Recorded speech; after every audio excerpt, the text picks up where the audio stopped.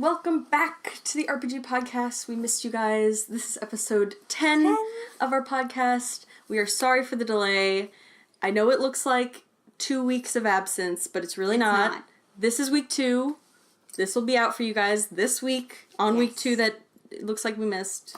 We're changing up the schedule. Instead of doing Friday records and Monday posts, we're going to record midweek and try to post for Friday. We'll see if maybe Friday works. Saturday. Might go Saturday morning, like Saturday morning cartoons, but... We were just a couple of DJs right there. Wow. It's her fault we missed last week. I was stuck on a snowy mountain for 4 days with no escape. I was trapped. So I couldn't get back down to earth and film, which is all my fault. And I wasn't allowed to do so without her. I wouldn't let her. Mm-hmm. So I just frolicked in the snow while she was stuck.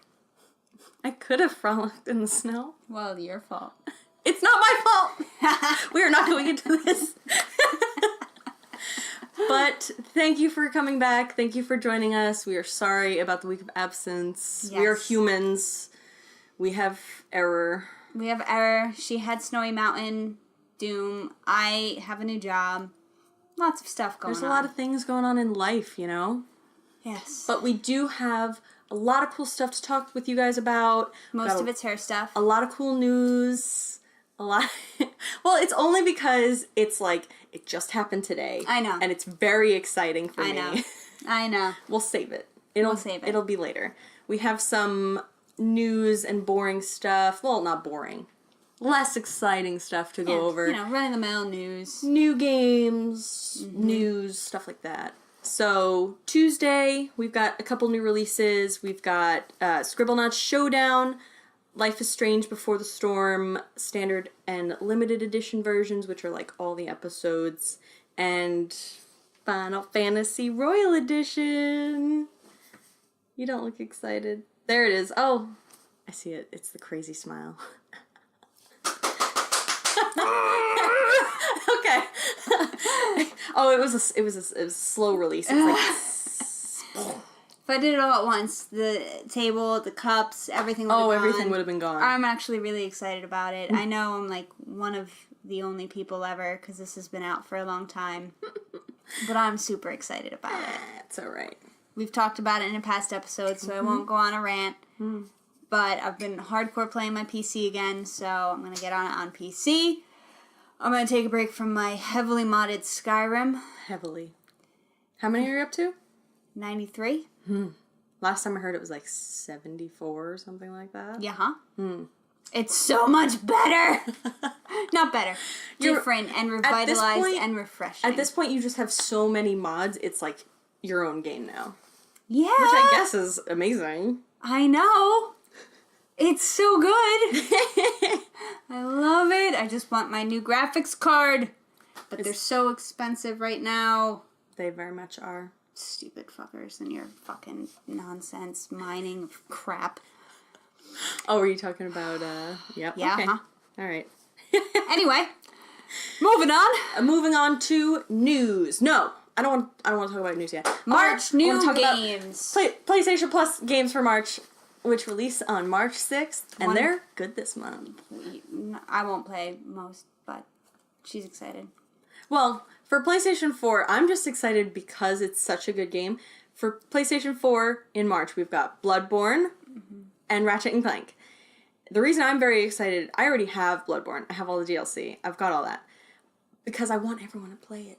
It's another one of those situations like Persona. I'm like, just play it. It's so good. It's a Dark Souls style, which, no. Yeah. Dark Souls. No. Okay. Rage, anger, break of things. Maybe not you. Yeah. But I want all of you to download it. Because it's free. Give it a try. Then PS3 gets Mighty No. 9 and Legend of K Anniversary Edition.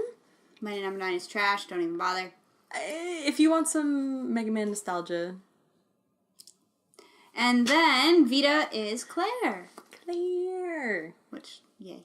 Which is cool because I've actually been looking at it. And I've had it just like, I just keep coming back to it and looking at it. And I'm like... I know, it's like perma wish list. Yeah, mine too. So I'm excited for it. And they also get something called Bombing Busters. that like a Senran Kagura style something? Either that or it's like a Bomberman type game. That's possible too. I just always assume the boobs. It could be sexual. It very well could be. Busters. Could be. Might be. But yes, so those are the very exciting free titles for March, and you can get those on March 6th, midday. Yes, so coming very soon. Other bits of news. Metal Gear, whatever it's called, is trash. Metal Gear not in a good Survive. way. It's horrid. the worst. Sucks. And if you like it, you suck. More power to you. I went the other way. I was like, don't talk to me. If you like it, we're not friends, really. I have some awful games that I enjoy, but okay. they're not broken bad. My problem isn't that the game sucks. My problem is that they put it under a Metal Gear title. That's like revengeance, which is not a word and still to this day fucking bothers the hell out of me. It's not. Metal Gear Rising Revengeance. What? Like, how did that make it through translation? Revengeance. It pains me so much. And we have the collector's edition. You do not. Yeah, when it went new to used. Oh, yeah. Oh, God. For that fucking lamp. That lamp's cool. No. Lamp's cool. Not even worth it. It's like $20 for a lamp. Ugh. Maybe for $20. Yeah, exactly. I didn't buy it new. Fuck that. Who would buy it new? Not many people, considering they none went of new you. used on the collector's edition. Goodness. And if you did, you were just an optimist. And that's nice. Good for you. More of us in this world should be optimists. Not me, though. I'm just a realist, I guess. Some people call I'm that an pessimism. optimistic pessimist. I think that just... Yeah. Okay. I don't want to think about where that puts you. Yeah. Some other cool things. What do we talk about next? We've got some cool things to talk about. We've got news. We've got Sega news. Let's talk some Sega news. We got some Sega news. Way to go, Sega. Yesterday from today, which is February 27th, they accidentally released Yakuza 6 for free. Not even like early release, oh, oops, our bad. Free. Whole game. They put out a demo, which was 30 gigabytes, under the premise that it was a demo, and if you ended up wanting to buy it, you would get like an unlock code, and it would just release it. Did they really think No unlock. that would work? Just open. Yep. People just kept playing. Locksmithing, 100%. When it seemed like maybe the demo should have stopped, it didn't, and it just kept going. And they even got trophies and stuff for it too. Which is just weird. When do you get trophies and demos? Never. So, full game. So, later that day, of course, at like 6:30, they were like, oh, oops, people accidentally got the full version. We're gonna look into the problem. And everyone was like, it's not a problem. You guys are dumb. And I hate to say it, because I do love Sega. I do. But, somewhere in my heart I do. Yeah, like more nostalgic. I love old Sega. I mean, hopefully this new game is cool. I didn't actually get to get the free version. Yeah, I was at work. That sucks. So, there it was. A couple people got the, probably Many. more than that. I'm wondering if they had a way to, like, Nab it out? grab it out of their system or something. Probably. Or, like, make it so they can't play it. I'm Like, sure put a they block did. on it. They had to have. Yeah. Otherwise, there's just people running around with full versions. If you are, comment below. Give me. What else we got? We also have some political news, some uplifting news. Senator Bitchface. Senator, what's her Maggie- name? Maggie Hassan from New Hampshire. Yep. She would like government oversight on loot boxes in video games because she thinks it is too much like gambling and instills even more addictive behavior in kids playing video games. I mean, it's not that much. I'm kind of surprised it took this long to make it this far. I think it's really because of EA. Not gonna just, like, throw them under the bus specifically, but, like... This was, like, that was going on in autumn. When, was it New Zealand? Yeah. New Zealand was looking into passing the whole, no loot boxes, gambling, blah, blah, blah. Mm-hmm. I'm surprised it took this many months for this to really start to, like, seep into U.S. Yeah. One thing that she did do, she sent a letter... I don't completely disagree with this, by the way. I actually think this is kind of a good idea. She sent a letter to ESRB, like the rating board, saying that along with the age rating, they should have a disclaimer mentioning that there are loot boxes or microtransactions in the game. That I approve. That, I think, is a good idea. I think that's a great idea. I mean, parents sometimes barely pay attention to those ratings anyway, but having it there kind of covers game developers' asses when it comes to, like... My kid maxed out my black Amex. Like, there's a warning saying there's microtransactions in the game. Maybe you should have taken your credit card off the system. Yeah. And I'm not siding with game developers here. In no way am I saying loot boxes are good in every game and every game should have them. But... they're not always bad. They shouldn't but there should be what Star Wars did. They shouldn't be required to play the game. They should do it like Overwatch. Overwatch does it alright. Just let me have this. Overwatch does strictly cosmetic loot boxes. Blizzard is most corrupt, money-grubbing company that is fucking out there. Their yearly numbers of this are just disgusting. It's because, and we'll bring it back to the senator's idea, you have kids that are playing this, and they see a time-limited event where they have a specific skin they want, and they say, I've got to have that. I've got to have it. That's when they gamble on buying a lot of loot boxes. So I will say she has a little bit of a point with that. Like, kids who have the mindset of, like, I need that, otherwise I'll die. Which is most of this generation. Exactly. It's like, I gotta have it. They're gonna do everything they can to pump all their money into the loot boxes to try to get that. Mm-hmm. Which is not great. Especially when it's, things that will help you progress faster, not just cosmetics. Not just like cosmetics. Overwatch. So, I mean, I don't really agree with either side. I think the disclaimer is a good idea. Regulation is good, but yeah, definitely her ESRB thing. I mean, I think ESRB should be more like Peggy, where it's 18 and not 17. Yeah, nothing else in this country weird. Is 17. Mm-hmm. Nothing. Yeah. It's a little weird. Not even your permit. Your permit is 16, and then have Peggy, ESRB 16, and then ESRB 18. Yeah, Peggy makes a lot more sense. And then actually use, like, the adult rating that ESRB has. Start using it again, please. Grand Theft Auto should really be... Yeah. What is it, AO? Yeah, AO. Adult only. Grand Theft Auto should really be that. Because and that is government oversight on ESRB. Because that's not allowed in certain states. And look how well that went. Game companies just push it so they don't have it. Exactly. So there's kind of, like, merit to both sides of this argument. There's, government shouldn't have control over what game developers make, which they shouldn't really. Mm-hmm. But falls under one of the amendments, I think. Are loot boxes gambling for kids? Kind of. So there's this weird balance that needs to be struck. I really think having that disclaimer would be kind of enough for me. I mean, it still wouldn't...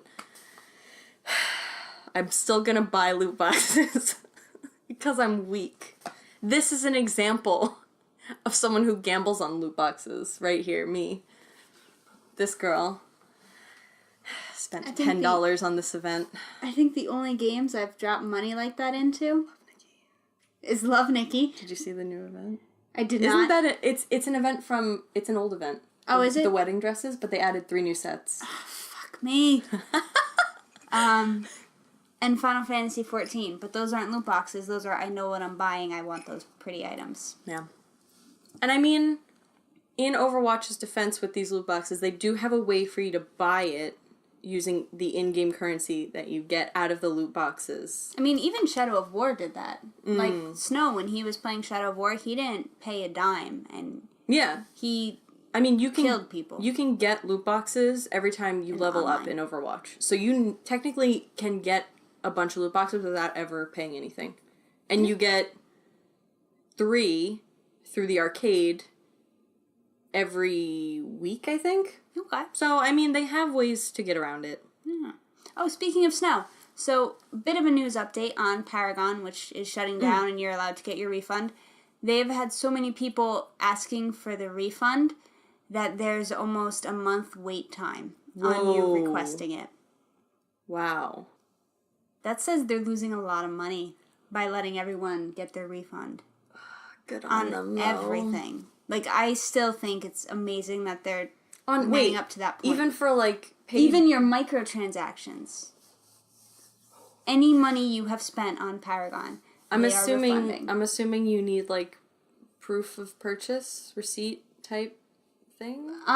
They can't just take your word for it and be like, oh, you bought $300 Yeah, worth there of was stuff? something, like, he bought his with, an alpha. He paid the $60 for the early founders pack, and he got to give 2 away for free.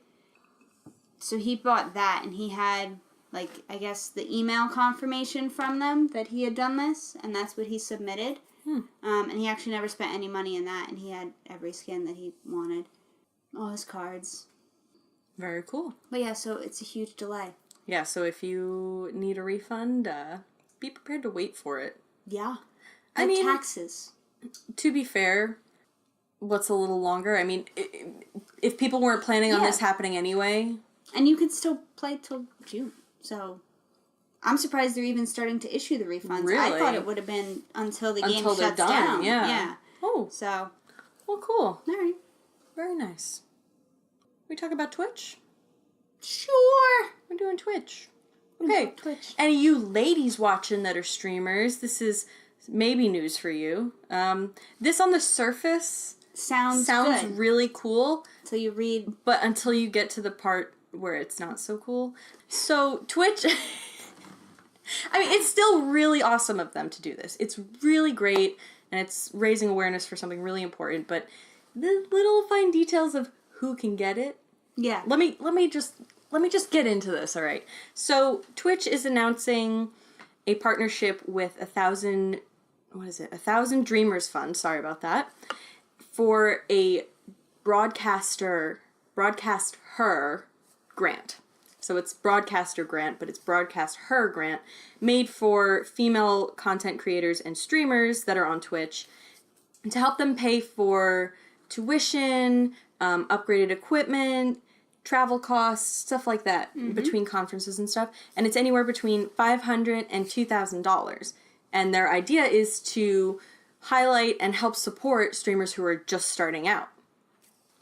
But... Just starting out. That sounds pretty cool, right? It sounds like it could be me. Yeah. Could be Redheads Playing Games, which does have a Twitch that we've never once actually used. We'll get there. But just starting out means you need to be affiliated or partnered. Which means you need to have X amount of subscribers and X amount of everything. So... X amount of viewers on every video. Out. You are established. Just for reference, some people don't get even affiliated, which is like the lower version, for years. It takes a long time. It's a lot of luck on Twitch to be... It's so saturated. Mm-hmm. And unfortunately, women on Twitch make up only 35% of the streamers, and none of the top 10 are women streamers. So this is kind of to raise awareness and try to support them more. And the 1,000 Dreamers Fund is actually hosting a live stream event next week. So the week this... No, we're coming out on Friday. So next week. To bring awareness to their campaign. It's called Streams for Dreams, and it goes March 1st to April 1st. And that is going to be a spotlight for certain streamers that they want to boost up. And I think there was something else I had about it. Oh, in addition to... sorry, I'm having such a major brain fart. In addition to promoting female content creators. This is also to bring awareness to the gender pay gap that exists for women in not only gaming and broadcasting, but in all other careers and stuff. Else. Mostly everything else. Which is really cool of them. It's really cool to make that, like, one of the reasons you're doing this. So, good on you, Twitch. Good on you, Thousand Dreamers Fund. Just consider that whole affiliated thing. Yeah. I mean, I guess it's because they want to make sure they're not giving the money to people that aren't actually going to use it. Yeah. And that's the only way they can vet it. Like, it's not someone who's just like, got on Twitch and happened to get, like, 30 followers or something. Yeah. But it can be really difficult. I tried my hand at streaming for a couple months, and I think the most I ever had viewing on a video was, like, 5 people. And that was, like, all my friends. I had 3. I was playing Skyrim, I died, they all left. I turned it off. And I tried solidly, like, 3 to 4 days. Really into it. 3 to 4 days a week I was on for a couple months, and it wasn't panning out, and I was putting a lot of effort into it, so I had to, like, really scale back, and it's a hard place to get noticed, especially considering how the audience wants to watch something that's popular. Yeah. But the more popular it is, the harder it is to get noticed. The more saturated, the more it's just overflowing with people. And the harder it is to keep someone engaged, because the moment you are boring them, they're going to move to someone else because there's a million other people streaming it. Yeah. So it's really difficult. So I'm hoping that this actually helps people who are trying their best and really have a following but just aren't getting enough support. And if you are trying to start out, internet cafes are coming back. There's been a huge boom in them. There's a ton in a lot of major cities now, and a number of them have, like, private streaming rooms. You pay $20 or $40 for a couple hours. You go in, it's set up with the green screen, the nice chair, like That's cool. $3,500 rig. You play the game that you want that they have, and you can stream. And then, if you just feel like playing with people again, which I think is awesome. I really missed these places. When I used to play, there was one right up the road. And, granted, I only went in a handful of times. But I loved it. But everybody that was in was playing, like, sitting on couches, like, it was like a little den of nasty sex diseases. Ugh. But the idea really appealed to me. Sorry, anybody that went to CyberCon. Sorry. It was called CyberCon. Cyber Connection. Oh. Okay. Yeah. Cool. Sorry. But yeah, it was pretty skeezy, that fucking couch right by the door. Do we have anything else we want to talk about before No, go ahead. I freak out? She's dying. Today, the 28th, February 28th, Hero 27 for Overwatch has been announced, and it is Brigitte, who looks cute. She's adorable. Who you wouldn't think when I say it's Torbjorn's daughter, but she's awesome looking. If you watch the Reinhardt short animation, she was the girl with the cool tattoo and the hair, and the one that was like, you don't have to go. She is Reinhardt's squire, and she ends up learning how to fight on the front lines as a way to further help him, as opposed to just when he comes back, she fixes his armor. She wants to be able to fix his armor on the front line and help out. So she has a really, really cool kit. I posted some stuff on our Facebook if you want to go check it out, some gameplay and her origin story. But she's got, like, this mace. I think it's called a flail. Oh, okay. Yeah. And it, like, the top part, like, chain? Comes out. Yeah. And flails are chains. Mace with chain. There you go.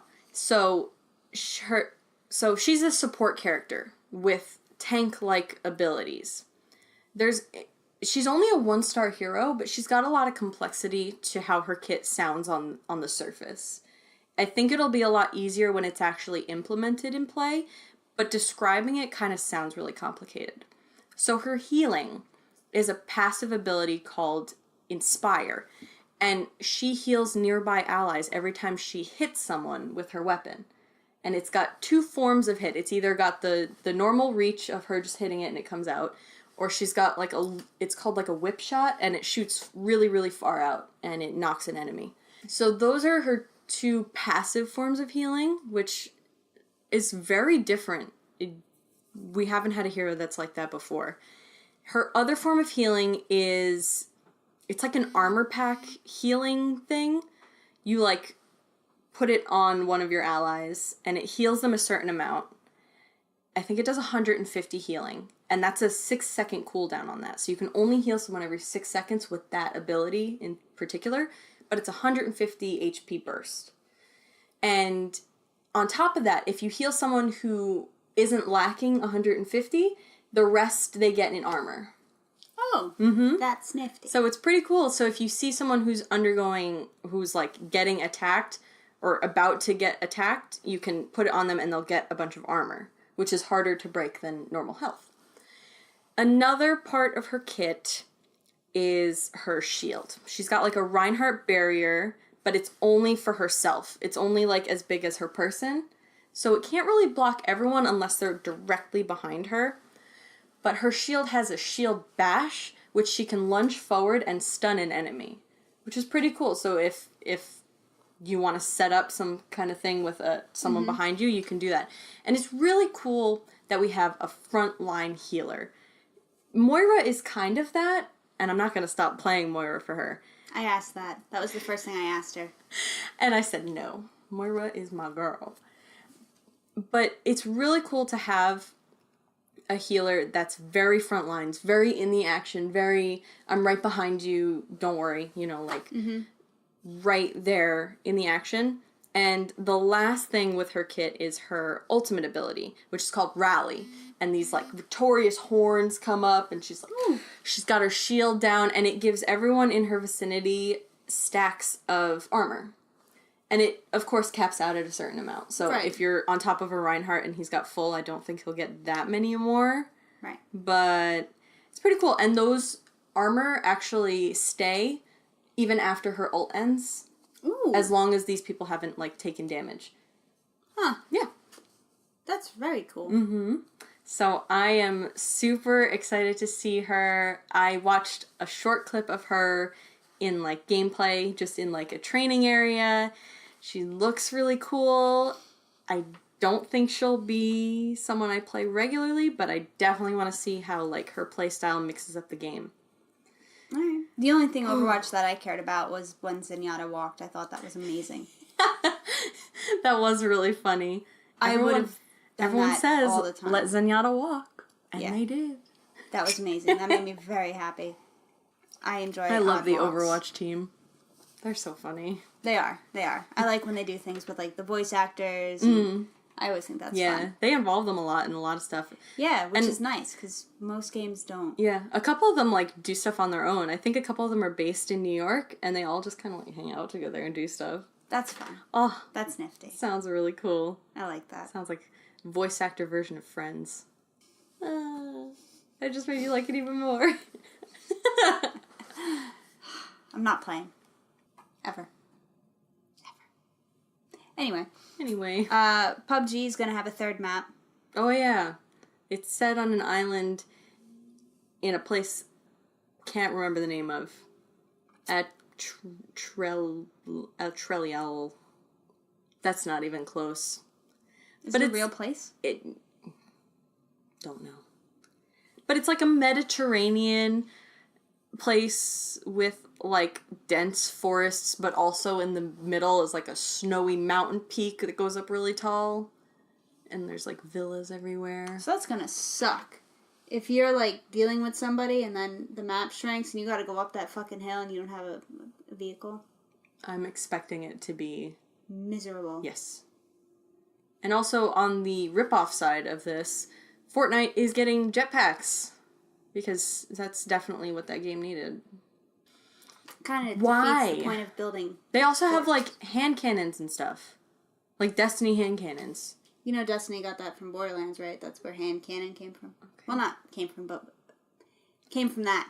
What I'm trying to say is Fortnite is annoying. You play Fortnite. I know I play Fortnite. It's fun. But it just feels like there's no originality anymore, okay? It just feels inauthentic. I'll play it because it's fun. Doesn't mean I like it. Doesn't mean I like what they're doing. Jetpacks? Boy, the kids are going to be excited about this one. Freaking 12-year-olds on that game. I'm a grump. Well then. I'm a grump about it. Well then. I don't know if we had too much else to talk about. A couple things coming out down the road. BlazBlue Cross Tag? Cross Tag Battle. Yup. It's going to be out for PS4, Switch, and PC in June. And it's going to have characters from not only BlazBlue, but Persona 4 Arena, Under Night Inbirth, and Ruby. That was the cool one. That is cool. Yeah. I do like that. Yeah. I saw a quick, 6-minute video of all the characters, and Weiss from Ruby, not only because it's my last name, but she looks great. You have such a bias. If anyone watching plays BlazBlue and knows Jin, it's like his playstyle. With the ice, and you can bring them from different points, and she's cool. I just like ice, alright? I like characters that have affinities for ice. I like my Squirrel Chipmunk girl. Oh, yeah, she's cute. I haven't seen her in it yet. I'll be so mad. They have 20 characters planned for launch and 20 characters planned for post-launch in DLC. So maybe... She should, because she's part of, if you watch the anime and the backstories, she's a core part of the female characters. If anything, she's going to be DLC, because... Probably DLC. I already saw the first 20. Yeah. It's 5 characters from 4 different games, which are the ones that we all just my talked favorites about. end up being DLC, so she'll probably be DLC. Fair enough. Do we have anything else? I think that's it. I think we covered a lot, though. We did. Yeah. We did. So, thank you guys so much for joining us. As always, you can find us on all the places on the interwebs. Do you want to take over for our plugs, because I often mess them up? Sure. Okay. So, you can listen to us on CastBox, Podbean, iTunes. We're on Google Play and Stitcher. Mm-hmm. You can find our videocast on YouTube. You can tweet us at SerenitySyn, SYNN. At InvaderJess222. We have our Patreon, the RPG Podcast. No, RPG Podcast. No the on that one. Patreon.com/RPG Podcast. We also have our Facebook page, yes, which is the RPG Podcast. Yep. We have... Anything else? Instagram. Oh, our Instagram, yeah. And our Tumblr. And our Tumblr. We have our Tumblr. Mm-hmm. Patreon, obviously, same tiers that we've had. Bloopers, all that. Right now, we've gone back to the old camera, which is not the best. So every little bit is going to help us advance the set, which could use it. It's a toss-up for me between a mic and a camera first. I think a camera first. I'm sticking to the camera first, because this is just not so good. Fair enough. Pretty alright. Fair enough. We're doing okay editing. Alright, so thank you guys so much for joining us, and we hope to see you next week. Bye-bye.